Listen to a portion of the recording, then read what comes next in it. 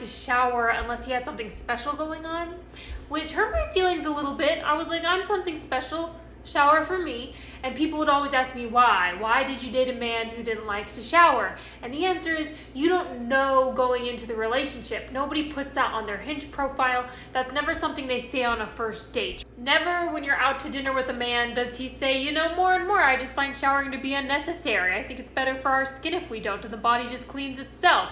Like, that's never a hot take that gets served, because they know that we would be like, that's disgusting, Brandon, lose my number. Not something they tell you on the first date. It's not something they tell you ever. They just let you discover it yourself once you start spending more and more time together, because you'll be like, hey, I'm gonna go take a shower, and they go, okay. And then when you come back into the living room, they're already in their pajamas playing Mario Kart, and you're like, wait a second. I realized it in the morning. We were making breakfast, and there was just this glass shattering moment, and I said, you didn't shower last night, did you?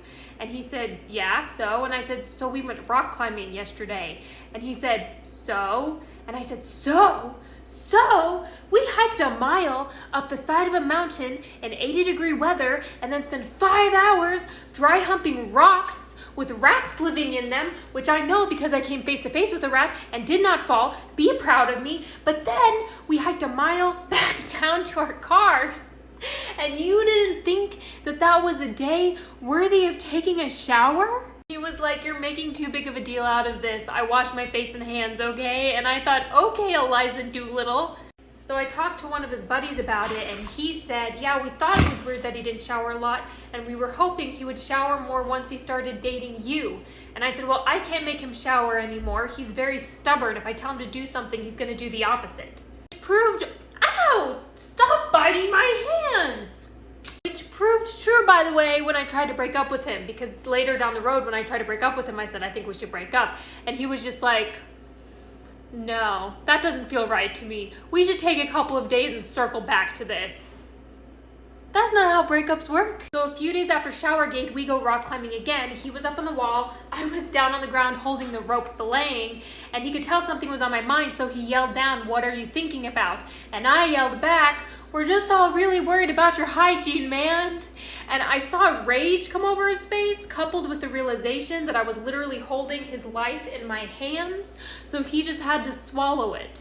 This place right here ruined our night last night. So this pootery place in Dallas, Texas, that's by the Colony, had the worst customer service on planet Earth. I literally rather run out of gas, have to push my truck, stub my toe, and break my knee before I go here again. So when we first show up, we take a cute picture because, you know, we think we're going to have a good time. Keep in mind, we only have 1 hour to eat before it's time to play. For context, this is the place where you order. It's kind of cute, but it's not worth it. But we should have known better when our waitress took 30 minutes to bring water. I don't know if they had to go search for hydrogen bombs from the Appalachian Mountains to create water for us that night, but I feel like you shouldn't take that long to bring out water. So now we only got 30 minutes to eat, so we trying to order. We read out our order, and with a big attitude, she says, part 2 on how puttery ruined our night last night. So after literally waiting 30 minutes for water, the waitress finally comes out and is like, okay, let me take your order. But in the middle of ordering, she's like, if you're gonna play, don't even order. It's gonna take too long to come out. Damn,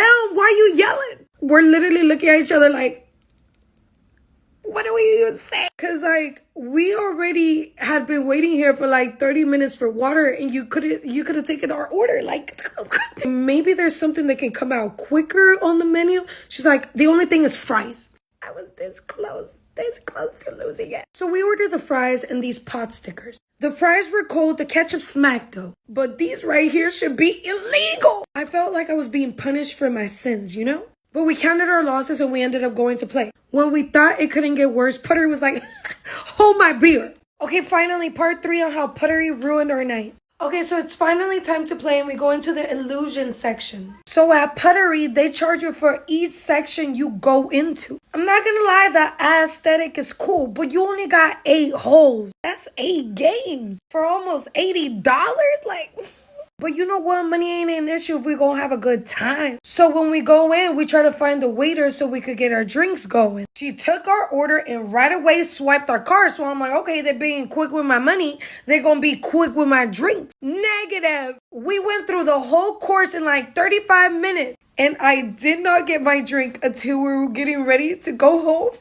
At this point, I was too embarrassed to say anything. I was just over it. It's plastic, so I'm like, you know what? I'm gonna take my drink home. We're gonna go out to eat and call it a night. As we're walking out, they're like, yo, you have to drink that right now. I'm like, bro, I ain't trying to get liver disease. I just got it. They didn't care, so I was like, keep it. I had to go incognito for a few days because I got conjunctivitis, which just sounds gross, you know? At least if you tell someone I had the cold or I had the flu, they picture you all like cute, bundled up in blankets eating soup, and not the reality, which is spewing fluids out of every orifice. When people hear you say you had conjunctivitis, it looks how it sounds. I woke up in the morning and I was like, oh, my eye is itchy. And then I walked into the bathroom and I was like, ah! And then, because I never had pink eye before, I thought, isn't this for children? And I Googled, how does an adult even get pink eye? And Google told me, and I was like, ah! And so I went into hiding. On the plus side, it gave me a major confidence boost because for like 3 or 4 days, I was walking around my house just like, oh, that wasn't supposed to happen. I was walking around my house in my blanket just like, I am the ugly barnacle that was so ugly that everybody died. And I didn't want anyone to see me, but I had to go walk the dog.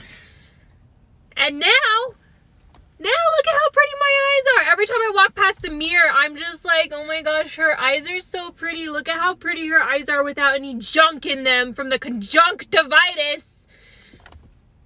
I love not having goop in my eyes. For some reason, I've been remembering these crazy memories, and I just remember how I almost could have died in a robbery gone wrong. So y'all know senior year, you can get out early release, especially if you got your credits, because I was smart. So my release time was at 2 p.m. So your girl was going to head home early, you know, peace out to everybody else that still got to stay in class. It was the first day, but instead of going home, I decided to go to McDonald's because I was like, you know what, I'm going to celebrate. I'm a grown woman now. So I went to McDonald's, thank God for a horrible drive-through service. That'd be taking way too long. Because if this would have been Chick-fil-A, I would have been dead, deceased, R.I.P. So I got my food and head home. When I get home and I open my front door, I look straight across the hallway and I don't see no back door. I'm like, that's suspicious, but my door still went in. Until I saw glass on the floor and then I'm like, hold up, peace out. I run outside, I call my mom, I call the police. They come and say that the robbers had been there 15 minutes ago.